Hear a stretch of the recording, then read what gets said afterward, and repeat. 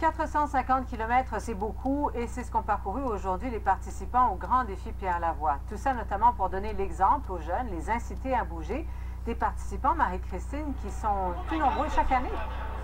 Pascal, en 3 ans, le nombre de cyclistes participants a doublé. C'est donc dire que le Grand Défi Pierre Lavoie soulève de plus en plus l'enthousiasme, tant chez les sportifs que chez les enfants. Ils sont partis de Victoriaville dès la levée du jour pour parcourir encore des centaines de kilomètres avec des escales notamment à Drummondville et Verchères. À chaque halte, des applaudissements, des sourires et des pleurs. C'est émotif. On va au bout de soi-même, puis les gens nous aident. C'est vraiment beau. Je pense que ça touche les gens au cœur parce que c'est sûr qu'il y a une histoire derrière.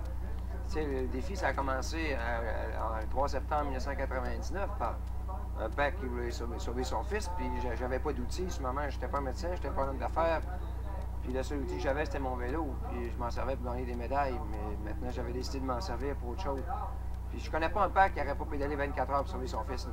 Pierre Lavoie a perdu 2 de ses enfants, emportés par une maladie génétique rare. Il amasse des fonds dédiés à la recherche médicale. Pour la cause, tous ont bravé un soleil de plomb et une chaleur accablante, car il leur fallait aussi donner l'exemple aux jeunes. On voit des enfants qui sont obèses, des adolescents qui sont obèses. C'est dramatique. On sait que ces enfants-là pourraient avoir une espérance de vie moins grande que celle des baby boomers, par exemple. Et il faut vraiment faire quelque chose. Alors, le défi Pierre Lavoie permet de rejoindre ces jeunes-là. Des milliers d'élèves de partout au Québec ont participé au Grand Défi. J'ai fait du vélo, du tennis, puis du soccer. Je pense que ça fait bouger les gens, ça les... comment dire? Ça les attire à faire du sport pour gagner. Et les 5000 jeunes les plus actifs en ont eu plein la vue, en plus d'avoir le privilège de passer la nuit au Stade olympique.